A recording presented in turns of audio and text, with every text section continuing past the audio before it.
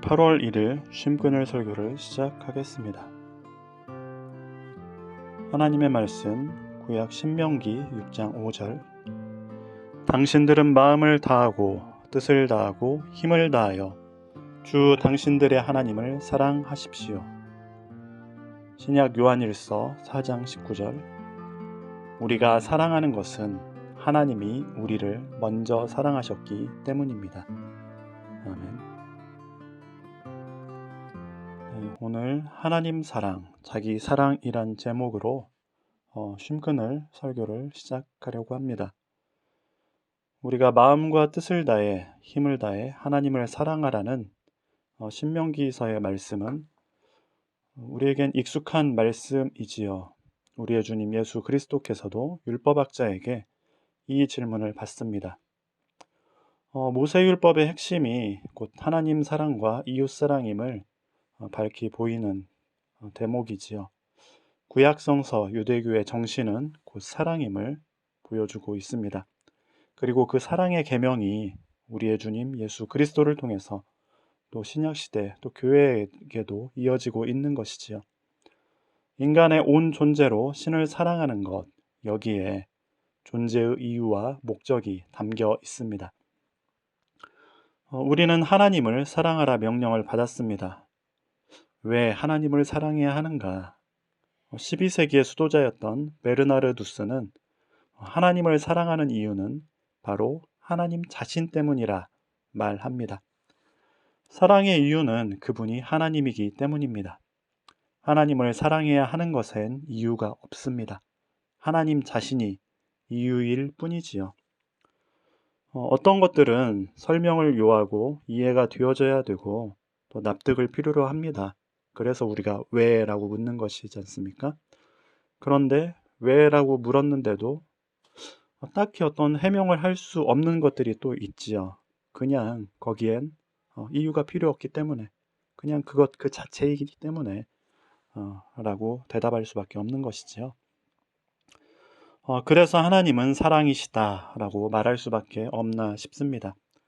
사랑이신 분을 사랑하는 것, 그것이 바로 사랑이기 때문에 사랑을 알기 위해서, 사랑을 하기 위해서, 사랑이 되려 우리는 하나님을 사랑합니다. 물론 이 베르나르두스는 그 외에도 다른 이유들을 말하기도 합니다. 하나님이 우리의 존재의 근원이시고 우리가 하나님에게서부터 나왔고 또 하나님은 우리에게 온갖 좋은 것들을 제공해 주시며 무엇보다 우리를 사랑하시는 분이기 때문에 우리가 온전한 인간됨을 위해서 하나님을 사랑해야 한다라고 베르나르두스는 말하고 있는 것이지요. 그럼에도 이런 이유들 때문이 아니라 하나님을 사랑하라라는 명령에 우리는 아멘이라고 마음속 깊이 그저 동의하고 답할 수밖에 없기도 합니다. 베르나르두스는 아가서 강론에서 하나님 사랑에 대해서 4가지 사랑의 단계를 말하고 있습니다. 대단히 이게 유명한 그의 말이기도 한데요. 그 첫째는 자기를 위하여 자기를 사랑하는 것, 자신을 위하여 자신을 사랑하는 것을 말합니다. 첫 번째 단계는 대단히 이기적인 사랑이라 말할 수 있겠지요. 나 자신을 위해 나 자신을 사랑하는 것. 이 사랑은 자기에서 시작해서 자기에게로 돌아옵니다. 대단히 자기 몰입적인 자기애로 가득 찬 사랑이지요. 둘째 단계는 자기를 위해서 하나님을 사랑하는 것을 말합니다. 이 사랑 역시 자기를 위해서라고 하는 어떤 이기적인 목적으로 하나님을 사랑하는 것이지요. 그 이유가 자신을 위해서지만 대상은 어쨌든 하나님을 사랑합니다. 대부분의 사람들이 이 둘째 단계의 사랑을 좀 너무 기복적인 사랑 아니냐, 자기 사랑이라니 하면서 좀 비웃고 이렇게 좀 평가절하하는 경우가 있는데 저는 좀 다르게 생각을 해요. 우리가 하나님의 도움 없이 우리가 어떻게 이 세상을 살아갈 수 있겠습니까?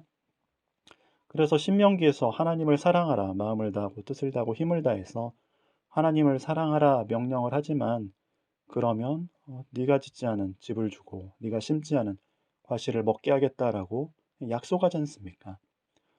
그러니 사실 둘째 사랑도 하나님을 사랑하는 것이라 말할 수 있는 것이고, 그만큼 우리는 하나님의 도움을 받을 수밖에 없는 연약한 존재임을 또 생각할 수 있는 것이지요. 셋째 단계는 보다 이제 더 나은 사랑을 말하는데, 하나님을 위하여 하나님을 사랑하는 것을 말합니다. 베르나르두스는 이 사랑이 하나님을 있는 그대로 사랑한 것이라 말합니다. 하나님이 나에게 뭔가를 줘서가 아니라 그냥 하나님 그 자체를 사랑하는 것. 하나님의 선물이나 복 때문이 아니라 하나님 자체. 여기에는 보다 어떤 인격적인 친밀함이 형성되지요. 비록 선물은 없고 또 때로 하나님을 믿는다는 이유로 삶이 꼬이고 하나님의 이름으로 고난이 와도 하나님을 사랑하는 것. 어려움 속에서도 하나님의 뜻을 지키고 따르려고 애쓰는 것이 이에 해당하겠지요. 신앙의 위인들, 성인들이 보여주는 하나님을 향한 사랑이 이와 같은 것이지 않습니까? 어찌 보면 대단한 사랑이고 대단한 어떤 탁월한 신앙의 모습입니다. 이보다 더 탁월한 하나님의 사랑이, 하나님을 향한 사랑이 어디 있겠는가 싶습니다. 그런데 베르나르두스는 그 위에 하나가 더 있다 말합니다. 그것은 4단계, 하나님을 위하여 자신을 사랑하는 것이라 말합니다. 이 말은 하나님 안에서만 자신을 사랑하는 것이라고 말할 수 있겠지요. 그런데 이 3단계에서 4단계로 넘어오면서 질문이 하나 생기지요. 왜 베르나르는 하나님을 위해서 하나님을 사랑하는 것보다, 이게 더 순수한 사랑 같은데, 하나님을 위해서 자신을 사랑하는 것을 위에 두었는지 고민을 하게 하지요.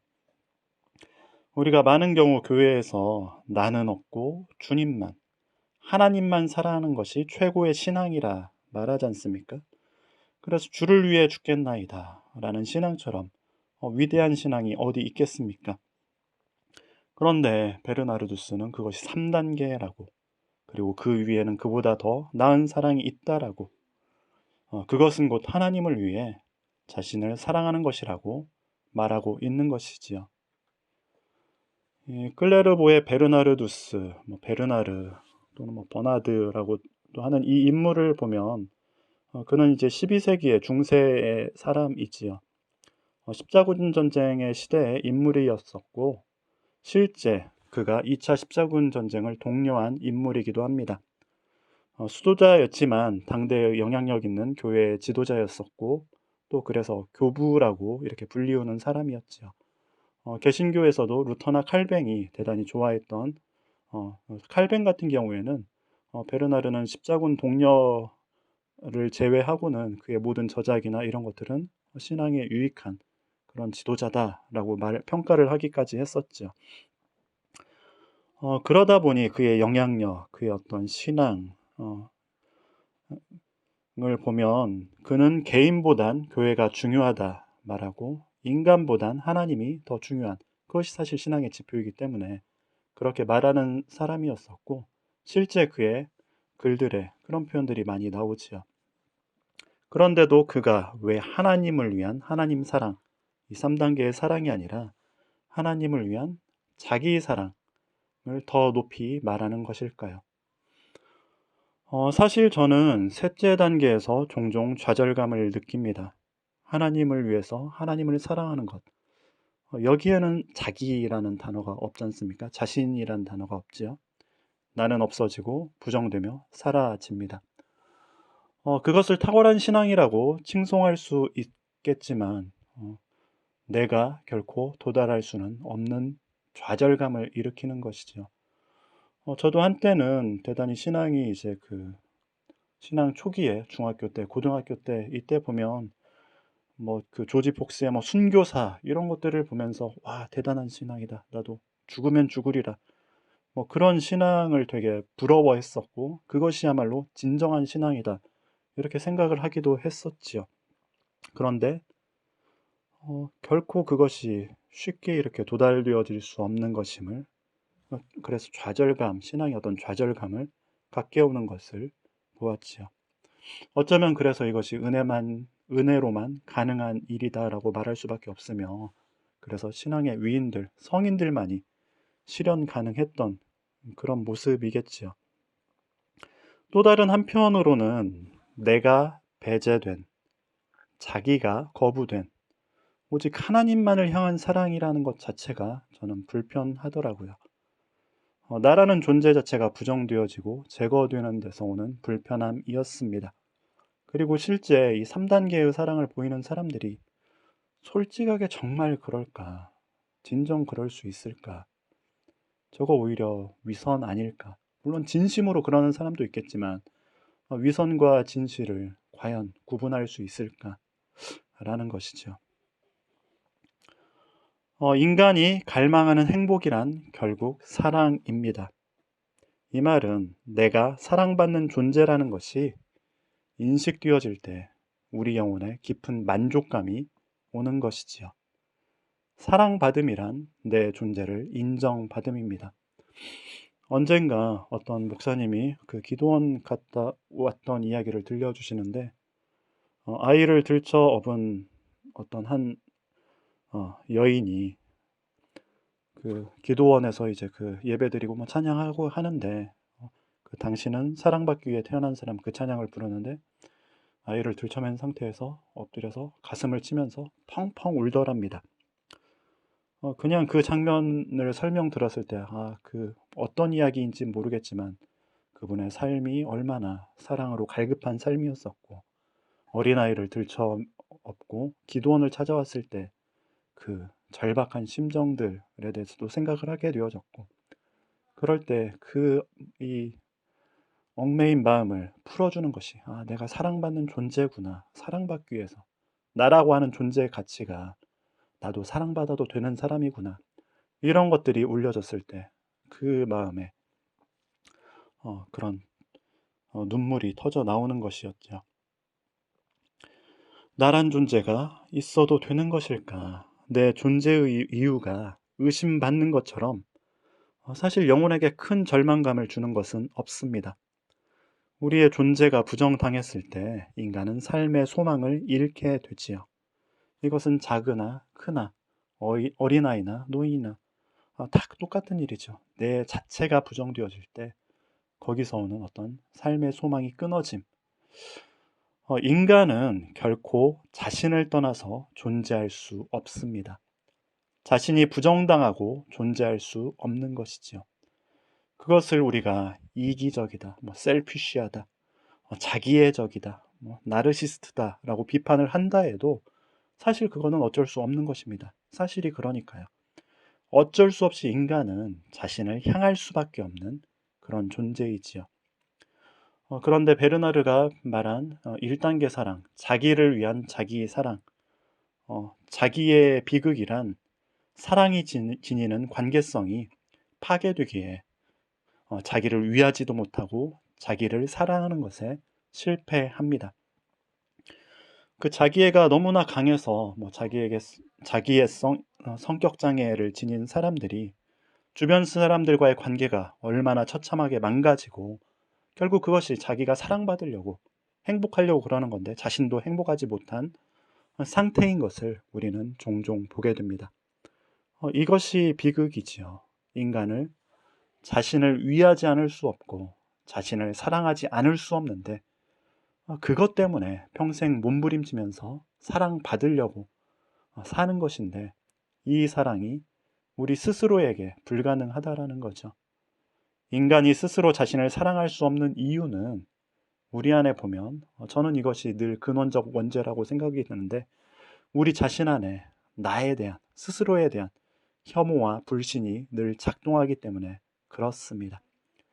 나란 사람에 대해서 스스로가 신뢰할 수 없고 스스로를 늘 못마땅하게 여기는 근원적인 자신에 대한 부정적 인식이 우리에게는 늘 도살입니다.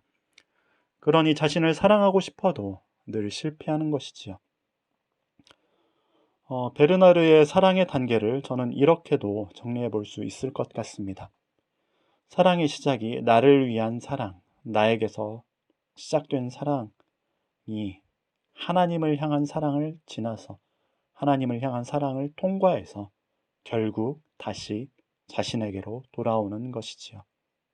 하나님을 통과해서 다시 나에게로 돌아온 사랑이 하나님 안에서 자기를 사랑하는 것이 가장 온전한 사랑이라 베르나르는 말합니다. 왜냐하면 하나님이 아니라면 우리는 자기를 사랑하는 것이 무엇인지를 알 수 없기 때문입니다. 왜냐하면 하나님은 가장 온전히 나를 사랑해 주시는 분이기 때문입니다. 하나님을 위한 자기 사랑, 이 사랑의 4단계는 사랑에 관한 내 본성적 욕구, 우리는 자신을 사랑하고자 하는 그 강렬한 욕구를 지니고 있죠. 그것보다 나를 향한 하나님의 사랑의 욕구가 더 크다라는 것을 보여주시지요. 주님은 우리를 사랑하십니다. 주님이야말로 나보다 더 나를 사랑하시기를 열망하시는 분이십니다. 내가 나를 사랑하려는 것보다 더 나를 사랑하시는 분이 바로 주님이십니다. 우리는 하나님을 사랑하라라는 사랑의 명령을 받았습니다. 그리고 그 이유를 요한일서는 하나님이 우리를 먼저 사랑하셨기 때문이다 라고 말합니다. 주님이 우리를 사랑하십니다. 그렇기에 우리를 향하는 하나님의 사랑을 통해서 우리는 진정으로 자신을 사랑하는 것이 무엇인지를 알게 됩니다. 하나님은 당신을 사랑하십니다. 그 하나님의 사랑이 우리로 하여금 진정한 자기 사랑으로 우리를 인도합니다.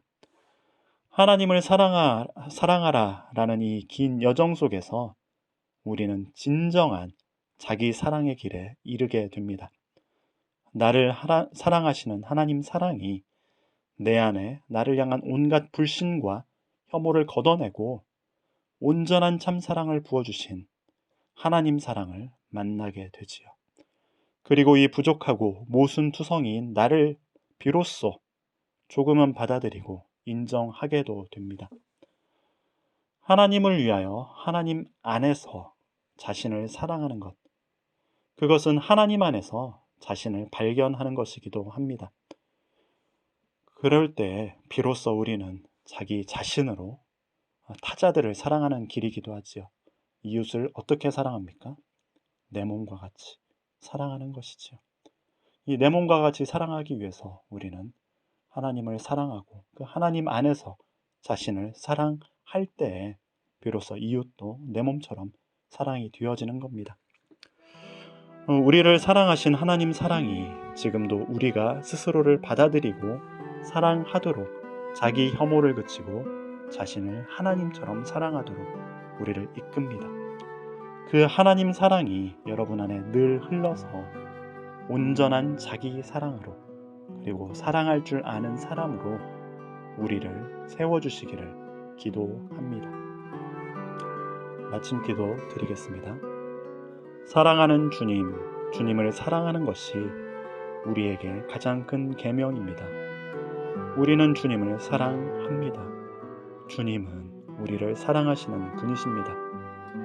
부족하고 연약한 우리에게 늘 한결같이 사랑해 주시는 주님, 우리로 그 사랑을 통해서 자신을 사랑하는 법을 알게 하소서. 또한 자신을 사랑함 같이 이웃을 사랑하는 삶을 살게 하소서.